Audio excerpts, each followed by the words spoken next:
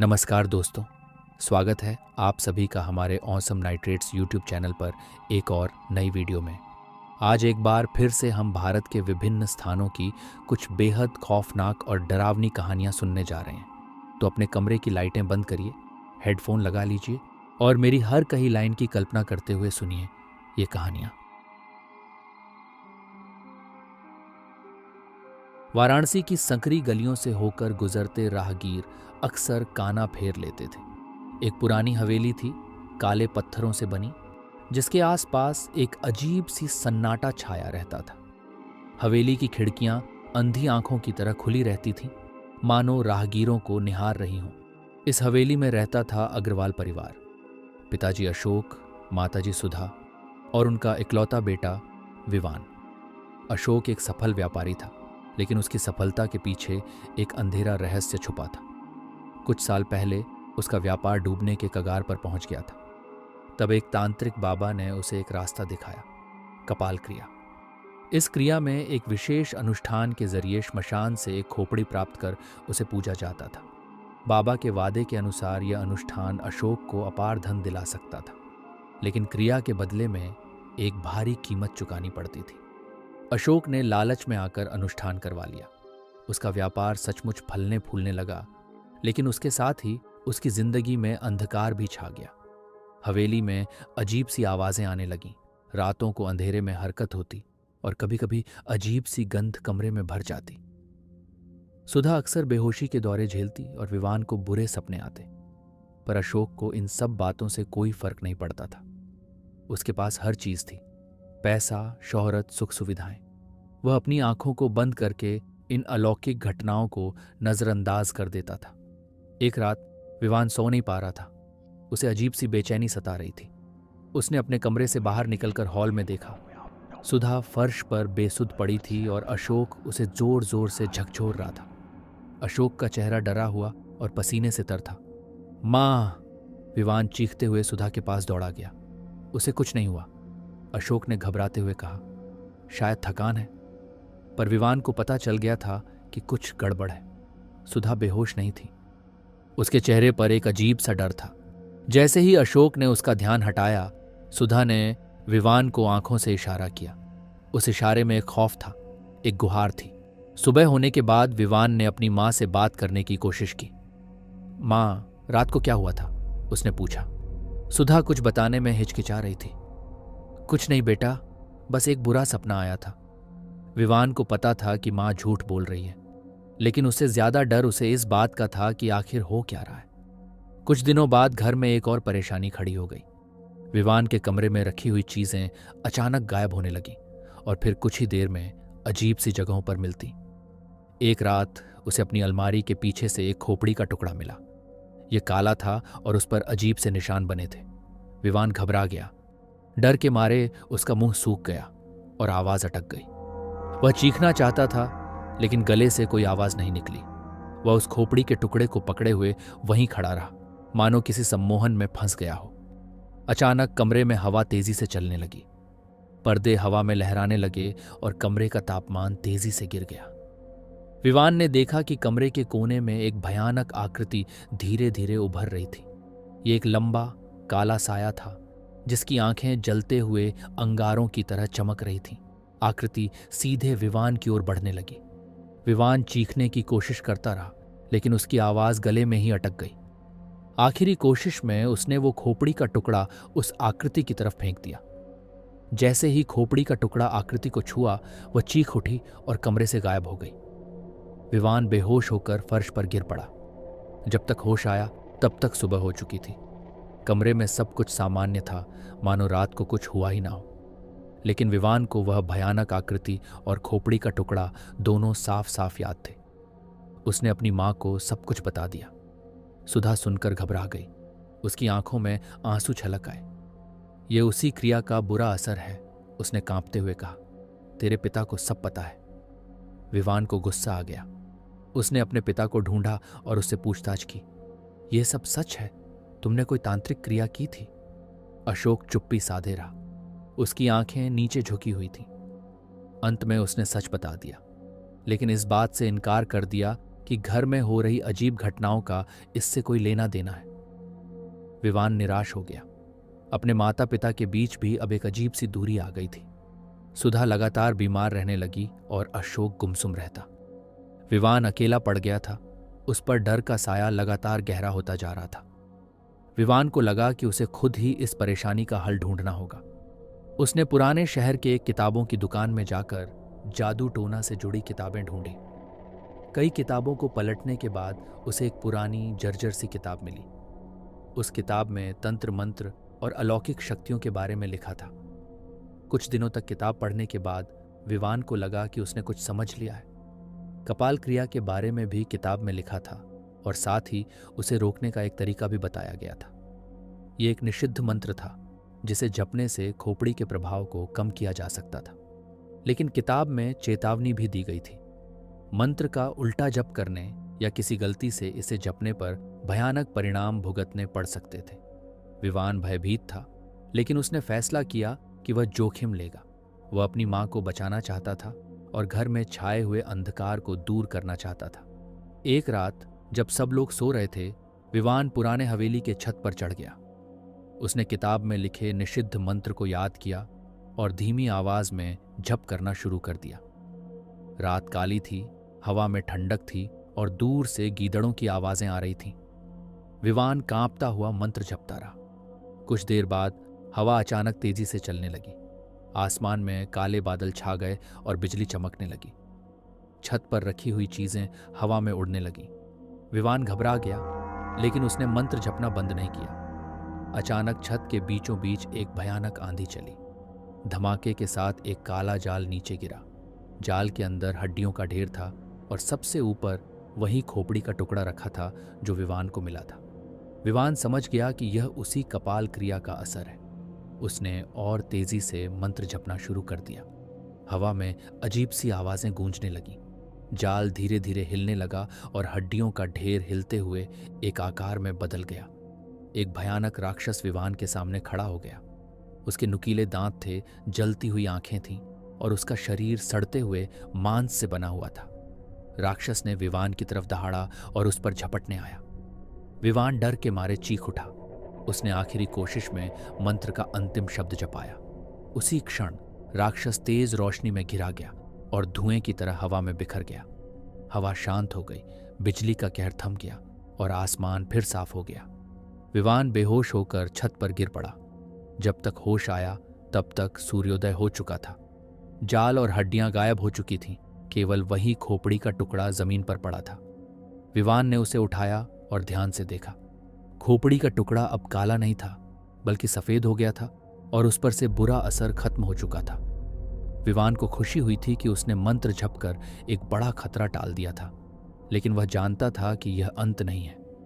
अशोक ने जो गलती की थी उसका पूरा दंड अभी बाकी था। विवान ने अपनी मां को छत पर हुई घटना के बारे में नहीं बताया।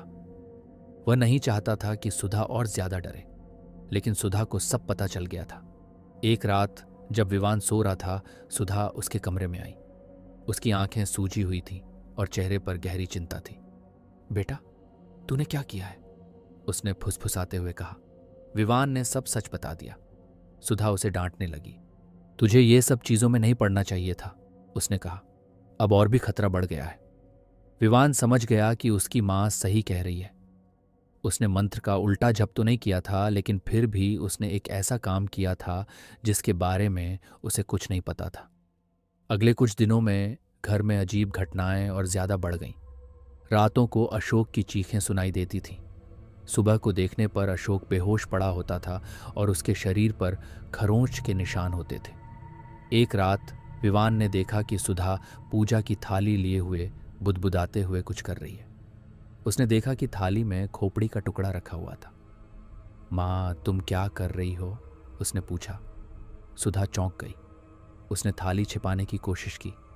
कुछ नहीं बेटा, बस तुम्हारी रक्षा कर रही हूं, सुधा ने झूठे स्वर में कहा। विवान को शक हुआ। वह मानने को तैयार नहीं था कि उसकी मां भी इस काले जादू में फंस गई है। वह थाली तक पहुंचा और खोपड़ी का टुकड़ा उठा लिया। तुम इसे पूछ रही हो? क्या तुम भी पिताजी की तरह धन के लालच में फंसना चाहती हो? उसने गुस्से से कहा। सुधा रोने लगी। नहीं बेटा, ऐसा नहीं है। ये खोपड़ी का टुकड़ा ही हमारे लिए खतरा बना हुआ है। मैंने तांत्रिक से बात की थी। उसने कहा कि इसे शुद्ध करने के लिए एक विशेष पूजा करनी होगी। विवान निराश हो गया। उसने अपनी माँ को गले लगा लिया। यह सब गलत है माँ। पिताजी ने गलती की। अब हमें इस जाल से निकलना होगा। लेकिन रास्ते का कोई पता नहीं था। विवान और सुधा दोनों ही डर और असहायता के बीच फंसे हुए थे। कुछ दिनों बाद अशोक की हालत बहुत खराब हो गई। वह लगातार बड़बड़ाता रहता था और कभी कभी चीख उठता था। एक रात जब विवान सो रहा था, अशोक उसके कमरे में आया। उसकी आंखों में एक खोखली चमक थी, मानो उसकी आत्मा उस शरीर में ना हो। बेटा, अशोक ने कर्कश आवाज में कहा, देखो वो। अशोक कमरे के कोने की तरफ इशारा कर रहा था। विवान ने देखा कि दीवार पर एक भयानक साया उभरा हुआ है। ये वही राक्षस था जिसे विवान ने छत पर देखा था। अशोक राक्षस की तरफ लपका, लेकिन राक्षस ने उसे पंजों में जकड़ लिया। अशोक चीखने लगा, लेकिन उसकी आवाज कमरे में ही गूंजती रही। विवान डर के मारे हिल नहीं पा रहा था। उसने अपनी आंखें बंद कर लीं और चीखने लगा। कुछ ही देर में चीखें बंद हो गईं। जब विवान ने आंखें खोलीं तो कमरे में सिर्फ अशोक का खाली शरीर पड़ा हुआ था। राक्षस गायब हो चुका था। विवान के होश उड़ गए। वह अपनी माँ को बुलाने के लिए दौड़ा, लेकिन सुधा भी कमरे में नहीं थी। वह पूरे घर में उन्हें ढूंढने लगा। आखिरकार वह उन्हें पुराने हवेली के पिछवाड़े स्थित कुएं के पास मिला। कुएं के किनारे सुधा बेहोश पड़ी थी और उसके बगल में खोपड़ी का टुकड़ा टुकड़ों में बिखरा हुआ था। विवान अपनी माँ को गोद में उठाकर घर ले आया। सुधा बेहोशी से ही कोमा में चली गई। डॉक्टरों के पास भी कोई इलाज नहीं था। अब विवान बिल्कुल अकेला था। उसके माता पिता दोनों ही उस क्रिया के शिकार हो चुके थे। वह हवेली को छोड़कर भागना चाहता था, लेकिन उसे अपनी माँ की चिंता सता रही थी। कुछ दिनों बाद सुधा कोमा से बाहर आई, लेकिन वे पहले जैसी नहीं थी। उसकी आंखों में चेतनता नहीं थी और वह लगातार बड़बड़ाती रहती थी। उसने विवान को पहचाना भी नहीं। विवान पूरी तरह से टूट चुका था। उसने अपना बचपन, अपने माता पिता का प्यार, सब कुछ खो दिया था। उसके सामने सिर्फ अंधकार और निराशा ही बची थी। कुछ साल बीत गए। विवान अब एक जवान आदमी बन चुका था, लेकिन उसके चेहरे पर उम्र के हिसाब से खुशी नहीं थी, सिर्फ निराशा और थकान थी।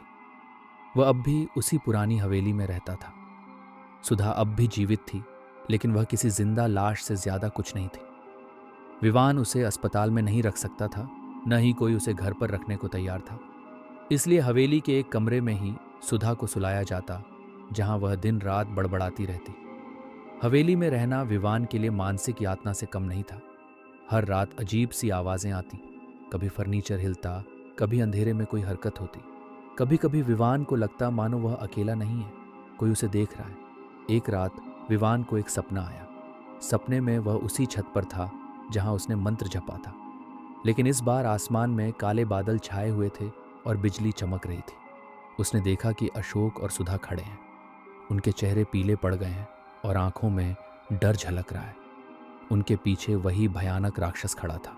बचाओ बेटा, अशोक चीख उठा। विवान चौंक कर उठा। रात का अंधेरा कमरे में छाया हुआ था।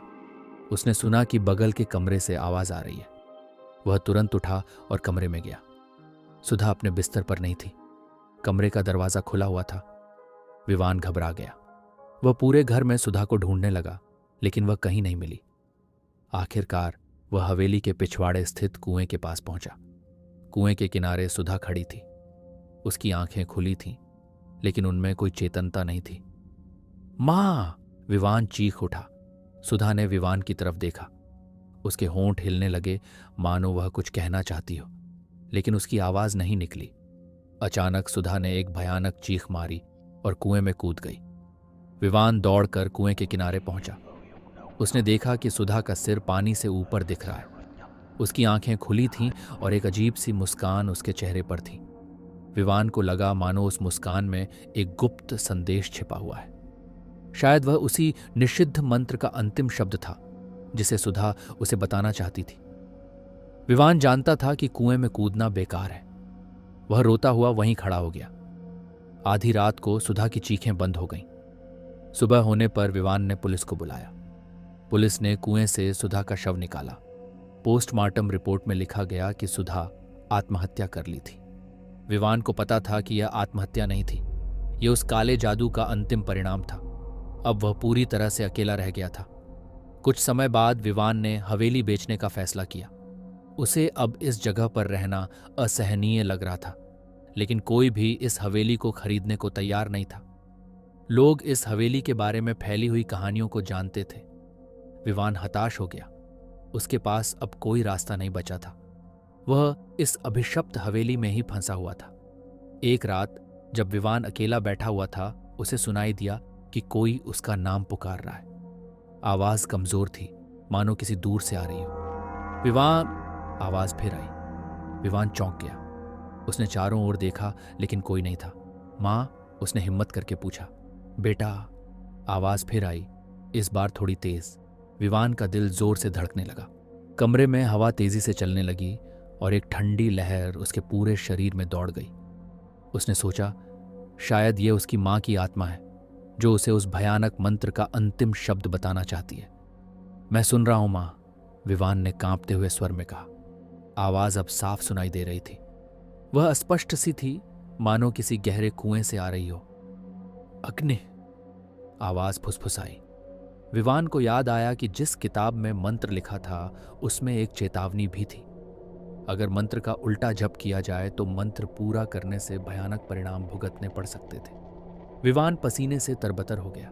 वह नहीं जानता था कि क्या करे। शायद आवाज का असली मतलब कुछ और था। शायद सुधा उसे कोई रास्ता बताना चाहती थी। उसने हिम्मत जुटाकर पूछा, माँ, क्या आप मुझसे बात करना चाहती हैं? मुझे बताएं, क्या मैं आपको मुक्त कर सकता हूं? इस बार कोई जवाब नहीं आया। हवा शांत हो गई और ठंडी लहर भी गायब हो गई। कमरे में फिर से वही अजीब सी सन्नाटा छा गई। विवान को समझ नहीं आ रहा था कि क्या हुआ। क्या यह उसकी मां की आत्मा थी या फिर उसका दिमाग उसे धोखा दे रहा था? कुछ दिन बीत गए। विवान को रोज रात वही आवाज सुनाई देती थी और हर बार वह सिर्फ अग्नि शब्द दोहराती थी। धीरे धीरे विवान को यकीन होने लगा कि सुधा की आत्मा ही उससे कुछ कहना चाहती है। उसने पुरानी किताब में दोबारा मंत्र को पढ़ना शुरू किया। किताब में मंत्र के उल्टा जप करने के बारे में कुछ ज्यादा जानकारी नहीं दी गई थी, लेकिन शायद सुधा की आत्मा उसे रास्ता दिखा रही थी। एक रात जब विवान को फिर से वही आवाज सुनाई दी तो उसने किताब को फेंक दिया। उसने सोचा कि शायद मंत्र का जप करने से कोई फायदा नहीं होगा। माँ, अगर आप मुझसे कुछ कहना चाहती हैं तो सीधे कहिए, विवान ने जोर से आवाज दी। कमरे में अचानक एक ठंडी हवा चली और कमरे का तापमान तेजी से गिर गया। विवान ने देखा कि उसके सामने एक भयानक आकृति खड़ी है। ये वही राक्षस था जिसे उसने पहले देखा था, लेकिन इस बार राक्षस का शरीर आग की लपटों से घिरा हुआ था। उसकी आंखें जलते हुए अंगारों की तरह चमक रही थीं। विवान, राक्षस की गुर्राहट सी आवाज कमरे में गूंजी। तुम हमें मुक्त नहीं कर सकते। तुम इस हवेली में हमेशा के लिए फंसे हो। राक्षस विवान की तरफ लपका। विवान चिल्ला उठा और पीछे हटने लगा।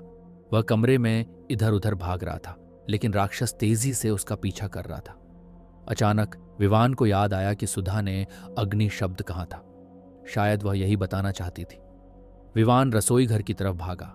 उसने एक गैस लाइटर और एक ज्वलनशील पदार्थ उठाया। फिर मुड़कर राक्षस की तरफ देखा। राक्षस अब उसके सामने खड़ा था। विवान ने गैस लाइटर जलाया और ज्वलनशील पदार्थ राक्षस पर फेंका। आग तेजी से फैल गई और राक्षस आग की लपटों में गिर गया। राक्षस चीख उठा। उसकी आवाज कमरे में गूंजने लगी, लेकिन आग की तीव्रता बढ़ती गई और धीरे धीरे राक्षस का रूप धुआं बनकर बिखरने लगा। राक्षस की चीखें भी कमजोर होती गईं और आखिरकार एक सन्नाटे के साथ पूरी तरह से बंद हो गईं। विवान फर्श पर गिर पड़ा। उसके पूरे शरीर में कंपन हो रहा था। उसने आग बुझाने की कोशिश की, लेकिन आग तेजी से फैल चुकी थी। कुछ ही देर में पूरा घर आग की लपटों में घिर गया। जैसे ही दमक्कल की गाड़ियां पहुंची, विवान पहले ही बेहोश हो चुका था। उसे नजदीकी अस्पताल ले जाया गया। जब होश आया तो उसने खुद को अस्पताल के बिस्तर पर पाया। पुलिस उससे पूछताछ कर रही थी। विवान ने पुलिस को पूरा सच बताया। उसने कपाल क्रिया, अजीब घटनाओं और राक्षस के बारे में बताया। पुलिस वालों ने उसकी बात नहीं मानी। उन्हें लगा कि विवान सदमे में है और बकवास कर रहा है। कुछ दिनों बाद अस्पताल से छुट्टी मिल गई। विवान के पास जाने के लिए कोई जगह नहीं थी। आग लगने के बाद हवेली पूरी तरह से जलकर राख हो गई थी। उसे एक सस्ते होटल में कमरा लेना पड़ा। उसके पास कोई पैसा नहीं बचा था। नौकरी की तलाश शुरू कर दी, लेकिन उसके अतीत के कारण कोई भी उसे काम देने को तैयार नहीं था। कुछ महीने बीत गए। विवान गरीबी और भुखमरी से जूझ रहा था। एक रात सड़क पर सोते हुए उसे एक अजीब सी गंध आई। ये वही गंध थी जो उसे हवेली में कभी कभी आती थी। डर के मारे विवान उठ बैठा। उसने देखा कि अंधेरे से एक भयानक आकृति उसकी तरफ आ रही है। ये वही राक्षस था जिसे उसने आग में जलाया था, लेकिन इस बार राक्षस और ज्यादा भयानक और शक्तिशाली लग रहा था। उसकी आंखों में जलती हुई क्रोध की ज्वाला थी। विवान! राक्षस की गुर्राहट सी आवाज गली में गूंजी। तुम हमें मुक्त नहीं कर सकते। हम तुम्हारे पीछे हमेशा रहेंगे। कपाल क्रिया के खौफनाक असर ने उसे उसकी पूरी जिंदगी नष्ट कर दी थी। उसके माता पिता की मौत, उसकी संपत्ति का नाश और अब उसका अपना अस्तित्व भी खतरे में था। अंधेरे गली में विवान की चीखें गूंजने लगीं, जो धीरे धीरे कमजोर होती गईं और आखिरकार एक भयानक सन्नाटे के साथ पूरी तरह से खामोश हो गई। अगली सुबह सड़क पर विवान का शव मिला।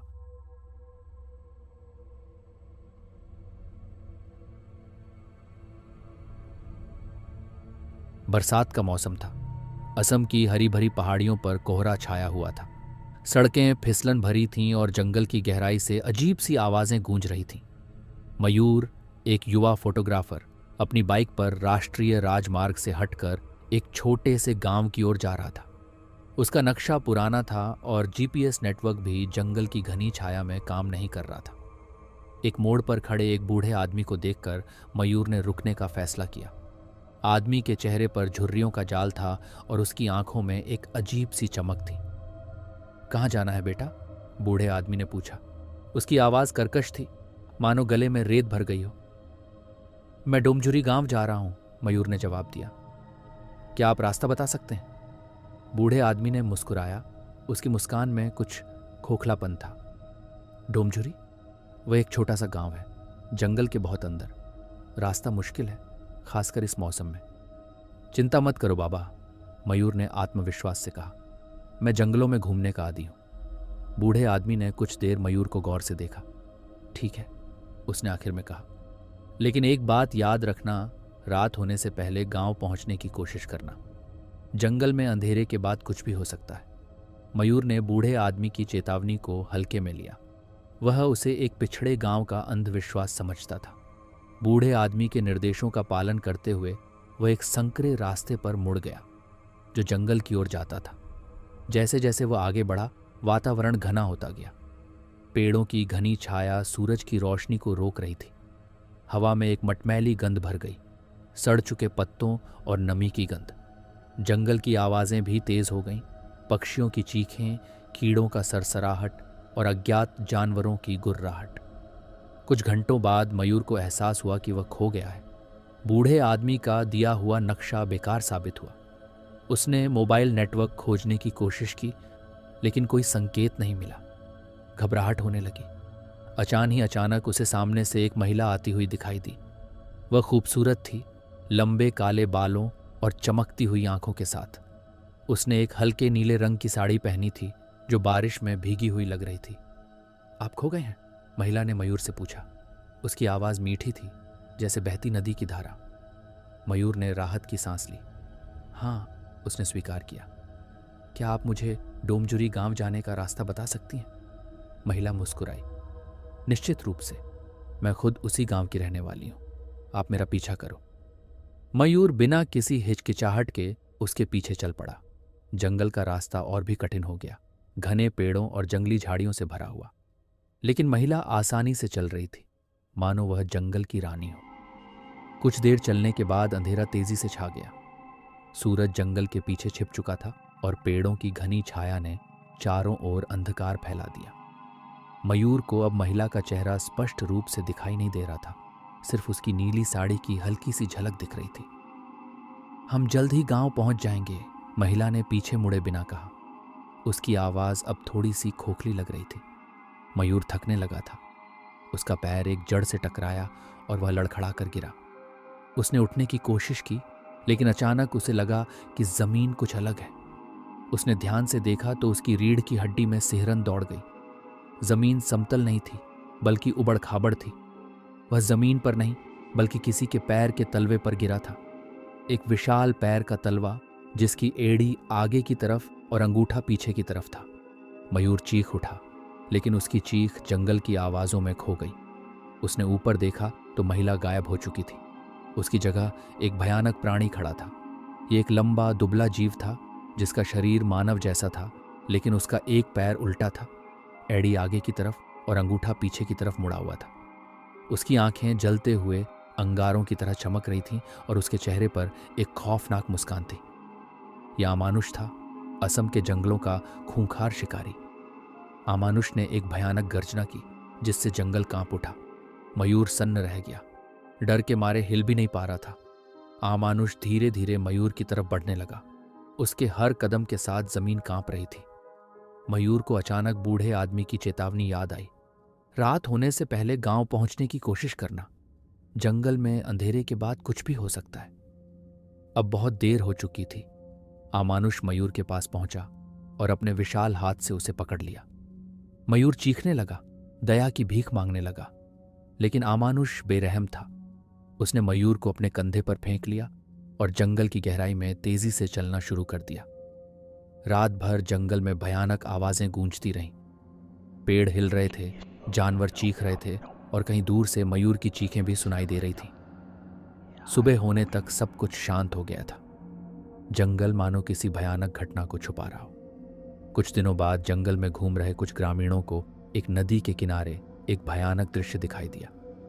मयूर की बाइक नदी के किनारे खड़ी थी और पास ही जमीन पर उसका क्षत विक्षत शव पड़ा था। उसका एक पैर उल्टा मुड़ा हुआ था, एड़ी आगे की तरफ और अंगूठा पीछे की तरफ। ग्रामीणों को पता चल गया था कि अमानुष ने एक और शिकार कर लिया है। उन्होंने मयूर के शव का अंतिम संस्कार किया और डोमजुरी गांव के लोगों को इस घटना के बारे में बताया। गांव में शोक का माहौल छा गया। बुजुर्ग लोग आपस में कह रहे थे कि अमानुष फिर से सक्रिय हो गया है। उन्होंने गांव के युवाओं को जंगल में अकेले जाने से सावधान किया, लेकिन मयूर की मौत का कोई गवाह नहीं था। सिर्फ जंगल की खामोशी और मयूर की चीखें ही अमानुष के अस्तित्व की भयावह गवाही दे रही थीं।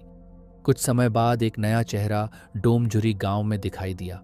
उसका नाम अंजना था, एक महत्वाकांक्षी पत्रकार जो ग्रामीण भारत की कहानियां सुनाना चाहती थी। वह मयूर की मौत की खबर सुनकर गांव आई थी, इस रहस्य को उजागर करने के लिए। अंजना बुद्धिमान और जिज्ञासु थी। उसने गांव के लोगों से बात की, उनकी कहानियां सुनी और अमानुष के बारे में किंवदंतियों को इकट्ठा किया। उसे पता चला कि अमानुष एक आत्मा नहीं, बल्कि एक मांसपेशियों वाला प्राणी है जो जंगल की गहराई में रहता है। वह अकेले यात्रियों को लालच देता है और फिर उन्हें अपना शिकार बना लेता है। गांव के मुखिया, एक बुजुर्ग व्यक्ति जिसका नाम रंजीत था, ने अंजना को चेतावनी दी। ये कहानी सिर्फ डराने के लिए नहीं है बेटी, उसने कहा। अमानुष असली है। वह जंगल का रक्षक है, लेकिन क्रोधित होने पर वह निर्दयी शिकारी बन जाता है। अंजना रंजीत की चेतावनी से विचलित नहीं हुई। वह दृढ़ थी कि इस रहस्य का पर्दाफाश करेगी। उसने जंगल में जाने की तैयारी की, एक स्थानीय गाइड अखिलेश को साथ लेकर। अखिलेश हालांकि अनिच्छुक था। मैं जंगल में नहीं जा सकता, उसने अंजना से इनकार किया। आपको अमानुष के बारे में क्या पता है? वह एक क्रूर दानव है। लेकिन अंजना अडिग थी। आखिरकार अखिलेश को उसके आग्रह के आगे झुकना पड़ा। उन्होंने जंगल में प्रवेश किया, मयूर के शव के पाए जाने वाले स्थान की ओर। जंगल पहले से भी गहरा और अधिक भयानक लग रहा था। सूर्य की किरणें पेड़ों की घनी छाया को भेद नहीं पा रही थीं। हर आहट, हर सरसराहट उन्हें चौंका देती थी। अखिलेश लगातार पीछे मुड़कर देख रहा था, मानो किसी अदृश्य खतरे से बचने की कोशिश कर रहा हो। कुछ घंटों की यात्रा के बाद वे उस स्थान पर पहुंच गए जहां मयूर का शव पाया गया था। नदी अभी भी शांत बह रही थी, मानो कुछ हुआ ही ना हो। अचानक अंजना को जमीन पर एक अजीब निशान दिखाई दिया। ये एक विशाल पैर के निशान जैसा था, लेकिन एड़ी आगे की तरफ और अंगूठा पीछे की तरफ मुड़ा हुआ था। वह ठिठक गई, उसके दिल की धड़कनें तेज हो गईं। अखिलेश ने उसका कंधा पकड़ा। चलो वापस चलते हैं, उसने फुसफुसाते हुए कहा। उसकी आवाज में डर साफ झलक रहा था। लेकिन अंजना हिली नहीं। वह उस निशान की जांच करना चाहती थी। वह धीरे धीरे उसकी ओर बढ़ी, अखिलेश के विरोध को अनदेखा करते हुए। अचानक एक तेज हवा चली और पेड़ जोर से हिलने लगे। जंगल में अंधेरा छा गया, मानो सूरज अचानक अस्त हो गया हो। अंजना और अखिलेश चारों ओर देखने लगे, दहशत से ग्रस्त। एक भयानक गर्जना जंगल में गूंज उठी। जमीन कांपने लगी और पेड़ों की टहनियां टूटने लगीं। अंजना और अखिलेश अपनी आंखों के सामने आने वाले भयानक दृश्य से घबरा गए। अमानुष उनके सामने खड़ा था। उसकी आंखें जलते हुए अंगारों की तरह चमक रही थीं। वह अंजना की ओर बढ़ने लगा। हर कदम के साथ जमीन हिल रही थी और पेड़ उसकी दहशत से झुक रहे थे। अखिलेश चीख उठा और भागने लगा, लेकिन अंजना जमीन पर जड़ हो गई। डर के मारे हिल भी नहीं पा रही थी। अमानुष अंजना के पास पहुंचा और उसका विशाल हाथ उसके कंधे पर रख दिया। अंजना की चीख गले में अटक गई।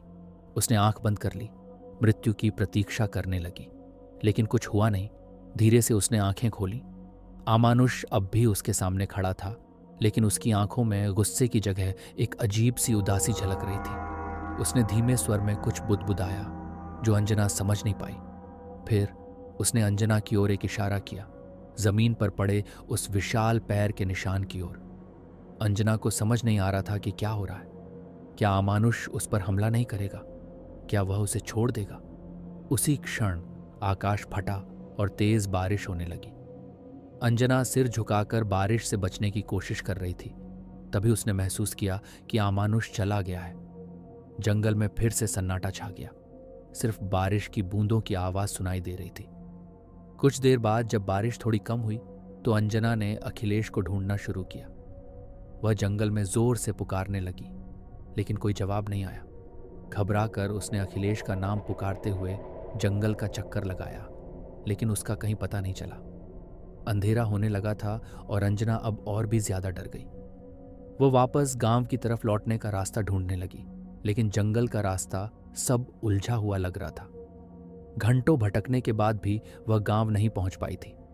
थक कर चूर और हताश होकर वह एक पेड़ के नीचे बैठ गई। आंसू रोक पाना मुश्किल हो रहा था। क्या वह यहां मर जाएगी? क्या कोई उसे ढूंढने भी आएगा? अचानक उसने कुछ सुना, सूखी पत्तियों के सरसराहट की आवाज। वह चौकन्नी हो गई और आवाज की तरफ देखा। पेड़ों के झुरमुट से एक महिला निकली। वह वही खूबसूरत महिला थी जिसे मयूर ने जंगल में देखा था। वह नीली साड़ी पहने थी जो अब बारिश में भीगी हुई थी। खो गई हो? महिला ने मीठी आवाज में पूछा। अंजना को संदेह हुआ, लेकिन डर के मारे कुछ बोल नहीं पाई। चिंता मत करो, महिला ने उसे दिलासा दिया। मैं तुम्हें गांव का रास्ता दिखा दूंगी। अंजना हिचकिचाई, लेकिन उसे पता था कि गांव वापस जाने के लिए उसके पास कोई और रास्ता नहीं है। उसने महिला का पीछा करना शुरू कर दिया। जैसे जैसे वे जंगल में गहराई में जाते थे, अंजना को लगने लगा कि महिला उसे उसी रास्ते पर ले जा रही है जिस पर वह पहले आ चुकी थी। उसका मन चिंता से भर गया। अचानक अंजना को जमीन पर एक विशाल पैर का निशान दिखाई दिया। ये वही निशान था जो उसने पहले देखा था, एड़ी आगे की तरफ और अंगूठा पीछे की तरफ मुड़ा हुआ। वह रुक गई और महिला की तरफ घूमी। मैं कहाँ जा रही हूं? उसने डरते हुए पूछा। महिला मुस्कुराई, लेकिन उसकी मुस्कान में कुछ खोखलापन था। डरने की कोई बात नहीं, उसने कहा। तुम जल्द ही अपने गंतव्य पहुंच जाओगी। अंजना को महिला की आवाज में अब वह मिठास नहीं लग रही थी, बल्कि एक भयानक खामोशी थी। वह समझ गई थी कि यह महिला कोई और नहीं बल्कि अमानुष का भ्रम था। असली अमानुष अंजना को गांव वापस नहीं ले जा रहा था, बल्कि उसे अपने ही जाल में फंसा रहा था। अंजना ने भागने का फैसला किया। वह महिला के विपरीत दिशा में जंगल में घुसी। पेड़ों और झाड़ियों को चीरते हुए वह जितनी तेजी से दौड़ सकती थी दौड़ती रही। कांटे उसके कपड़ों को फाड़ रहे थे और टहनियां उसके चेहरे को खरोंच रही थी, लेकिन वह रुकने का नाम नहीं ले रही थी। उसे पीछे से भारी कदमों की आवाज सुनाई दे रही थी। अमानुष उसका पीछा कर रहा था। अंजना जानती थी कि वह उससे तेज नहीं दौड़ सकती, लेकिन हार मानने को तैयार नहीं थी। कुछ ही देर में उसकी सांस फूलने लगी और पैर थकने लगे। वह एक बड़े से पेड़ के पास पहुंची और तेजी से चढ़ने लगी। आखिरकार सांसें थमने लगीं तो वह एक मोटी शाखा पर बैठ गई। नीचे जमीन पर अमानुष खड़ा था। उसकी आंखें गुस्से से जल रही थीं। वह पेड़ के तने को हिलाने लगा, जिससे अंजना जोर से चिल्लाई। पेड़ हिल रहा था, मानो कभी भी गिर जाएगा। अचानक अंजना को याद आया कि उसने अपनी जेब में एक छोटा कैमरा रखा था। उसने जल्दी से उसे निकाला और आमानुष की तस्वीर ले ली। फ्लैश की तेज रोशनी के बाद आमानुष एक जोर का चीख उठा। वह पीछे हट गया, मानो रोशनी ने उसे जला दिया हो। अंजना को समझ नहीं आ रहा था कि क्या हो रहा है, लेकिन उसने मौका का फायदा उठाया। उसने एक मजबूत बेल पकड़ी और पेड़ से नीचे उतरने लगी। जमीन पर पहुंचते ही वह फिर से भागने लगी। इस बार उसने जंगल के बाहर की तरफ दौड़ लगाई।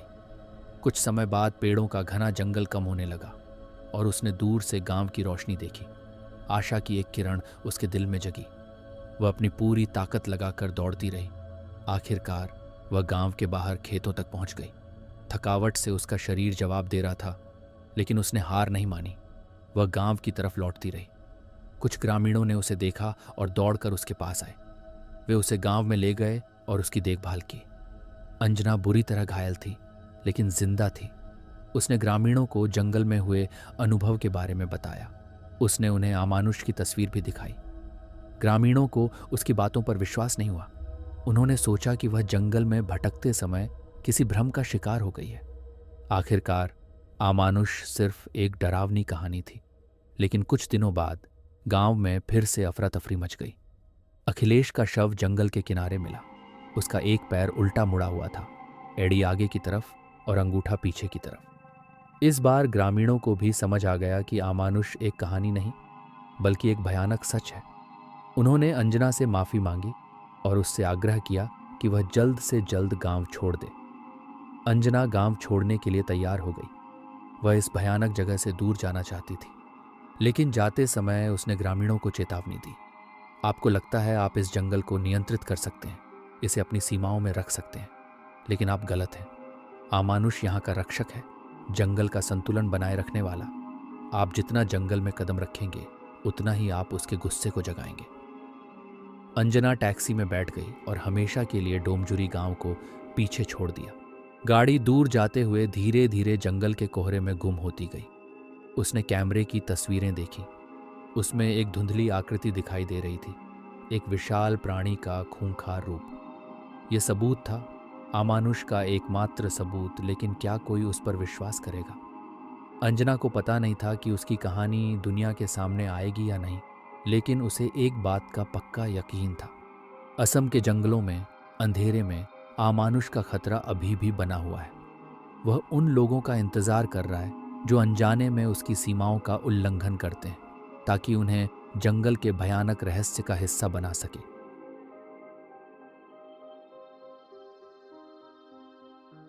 कोलकाता की आर्द्र गर्मी हवा में घुलकर सांस ले रही थी। आकाश में काले बादल गर्जना कर रहे थे, मानो किसी पुराने भेद को उजागर करने के लिए बेचैन हो।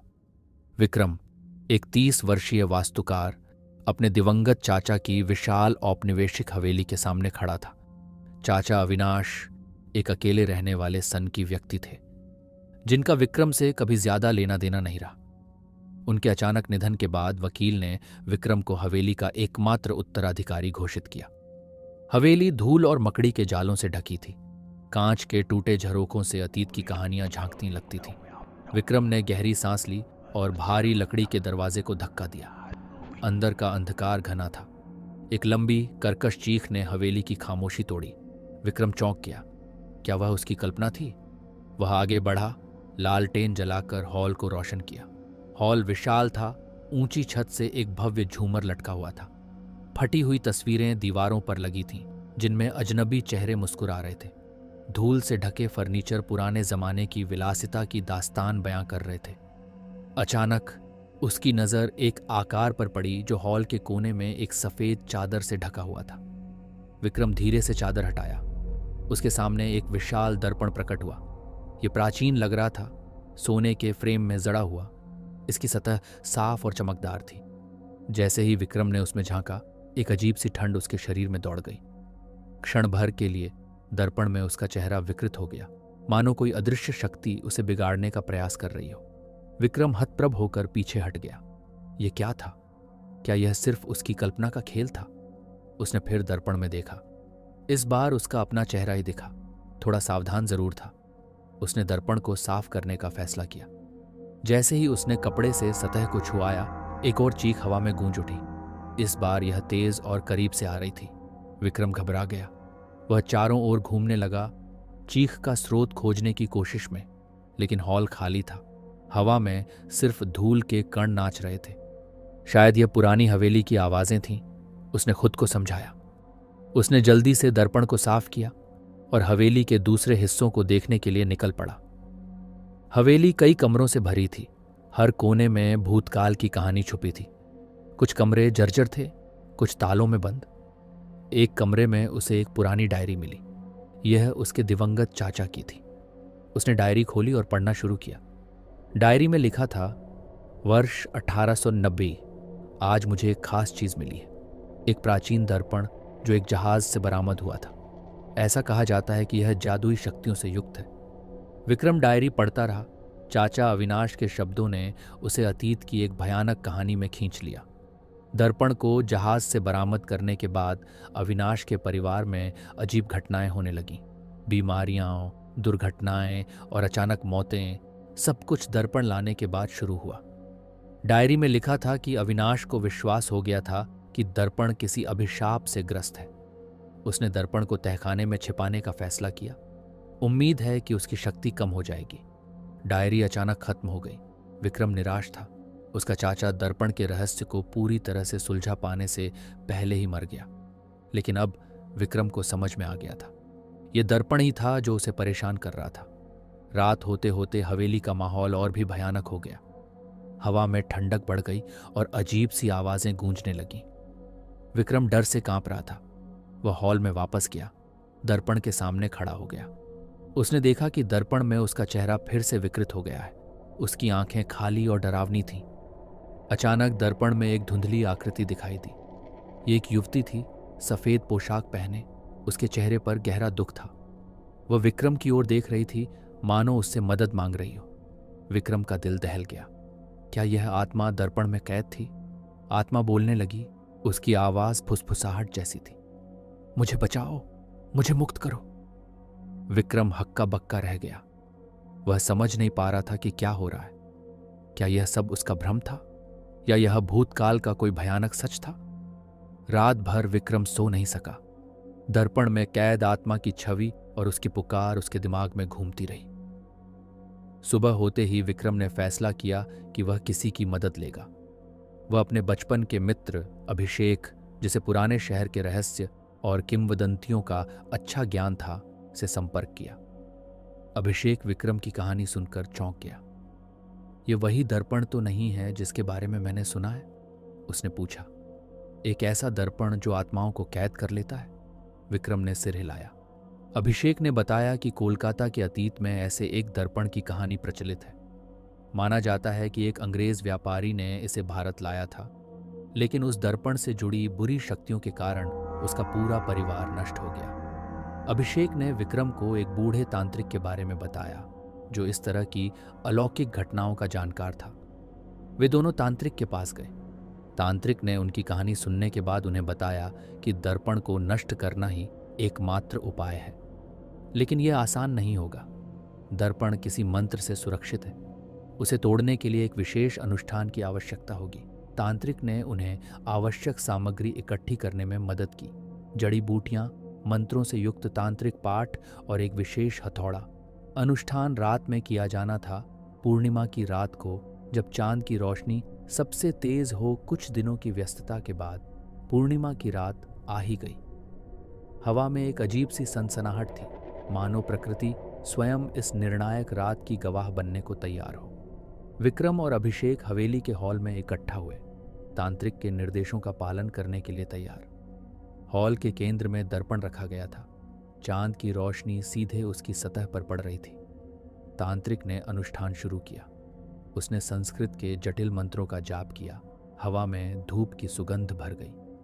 विक्रम और अभिषेक ने तांत्रिक का साथ दिया। उनकी आवाजें कम कम कमरों में गूंजने लगीं। अचानक हवेली में हवा का झोंका चला। चीख पुकार की आवाजें गूंजने लगीं। कमरों में रखे सामान हिलने लगे, मानो कोई अदृश्य शक्ति उन पर हमला कर रही हो। दर्पण में अशांति छा गई। युवती की आत्मा बेचैनी से तड़प रही थी। कमरे का तापमान तेजी से कम हो गया। हवा में जमी हुई बर्फ जैसी ठंडक फैल गई। तांत्रिक ने विक्रम को आदेश दिया, हथौड़े को उठाओ, दर्पण को चकनाचूर कर दो। विक्रम कांपते हाथों से हथौड़ा उठाया। दर्पण की सतह पर चमकती चांदनी उसके मन में संदेह पैदा कर रही थी। क्या वह वाकई इसे तोड़ सकता था? क्या वह उस आत्मा को मुक्त कर सकेगा या उसे और भी बुरा परिणाम भुगतना होगा? अचानक दर्पण में युवती की आकृति और स्पष्ट हो गई। उसने विक्रम की ओर देखा। उसकी आंखों में आंसू थे। उसने धीमे से कहा, मुझे मत तोड़ो, मुझे तुम्हारी मदद चाहिए। विक्रम हतप्रभ था। क्या उसकी समझ में भ्रम था? क्या यह आत्मा बुरी नहीं थी? तांत्रिक ने जोर से चिल्लाया, संकोच मत करो, दर्पण को तोड़ दो। विक्रम के हाथ हवा में लटक गए। अचानक कमरे में एक भयानक गर्जना गूंज उठी। हवा में एक भयानक आकृति प्रकट हुई। ये एक विशालकाय सर्प था जिसकी आंखें आग की तरह जल रही थीं।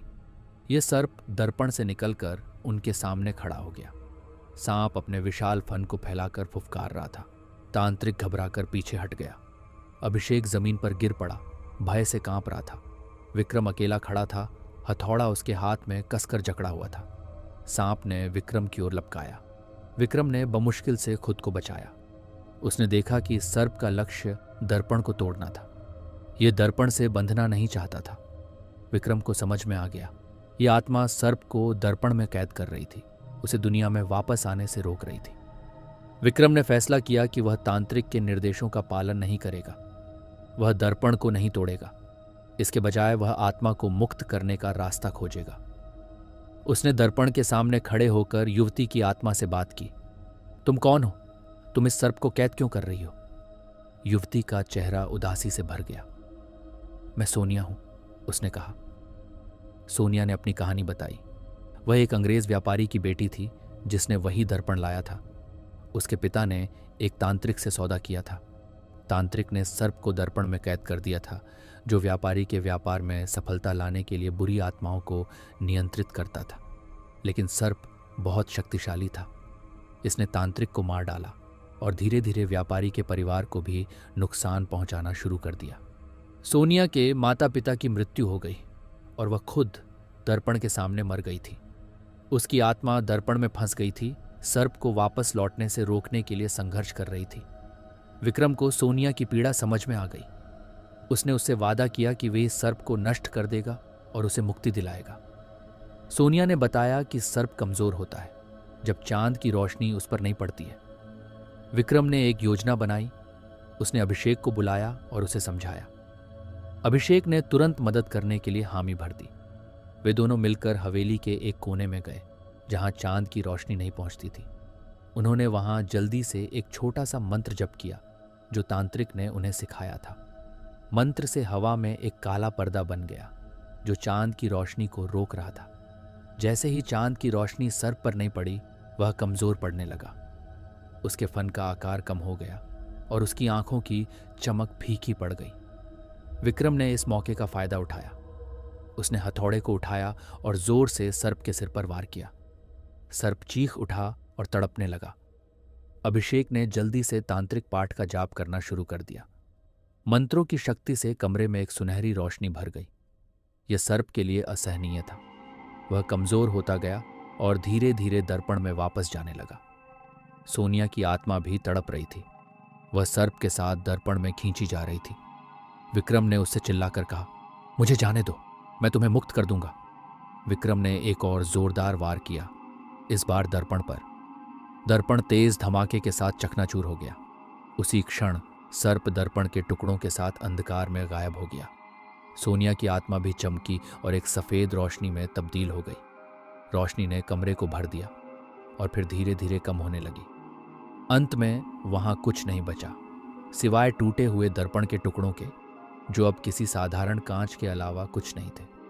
सोनिया की आत्मा मुक्त हो गई थी। सुबह होते होते हवेली का माहौल बदल गया था। भारीपन और डर का एहसास गायब हो चुका था। हवा साफ और ताज़ा थी, मानो किसी बुरे सपने का साया हट गया हो। विक्रम और अभिषेक कमज़ोर महसूस कर रहे थे, लेकिन राहत से भरे हुए थे। उन्होंने रात भर चली लड़ाई में अपनी पूरी ताकत लगा दी थी। कुछ दिनों बाद विक्रम ने हवेली को साफ किया और पुराने सामानों को छांटना शुरू किया। एक पुस्तकालय के कमरे में उसे एक पुरानी किताब मिली। किताब का शीर्षक था तांत्रिक क्रियाएं। उसे किताब खोलते ही सोनिया की आवाज सुनाई दी। विक्रम, उसने कोमल स्वर में कहा, यह वही किताब है जिसकी तांत्रिक को तलाश थी। इसमें दर्पण को शुद्ध करने का मंत्र भी लिखा है। विक्रम चौंक गया। क्या इसका मतलब यह है कि सोनिया अभी भी आसपास थी? उसने किताब खोली और मंत्रों को पढ़ना शुरू किया। किताब में बताया गया था कि अगर दर्पण को शुद्ध कर दिया जाए तो उसमें कैद आत्मा को स्वर्ग में जाने में मदद मिल सकती है। विक्रम को लगा कि उसे सोनिया की आत्मा को शांति दिलाने की जिम्मेदारी लेनी चाहिए। उसने तांत्रिक से संपर्क किया और उसे किताब के बारे में बताया। तांत्रिक ने बताया कि शुद्धिकरण का अनुष्ठान जटिल है, लेकिन वह विक्रम की मदद करने के लिए तैयार है। कुछ दिनों की तैयारी के बाद उन्होंने हवेली के आंगन में अनुष्ठान किया। मंत्रों का जाप, अग्नि की लपटें और हवा में उड़ने वाली पंखुड़ियां। वातावरण अलौकिक था। जैसे ही अनुष्ठान पूरा हुआ, एक सफेद रोशनी हवेली के ऊपर चमकी और फिर आकाश में विलीन हो गई। विक्रम को पता था कि सोनिया की आत्मा अब शांति से सुखी है। कुछ समय बाद विक्रम ने हवेली को एक कला दीर्घा में बदलने का फैसला किया।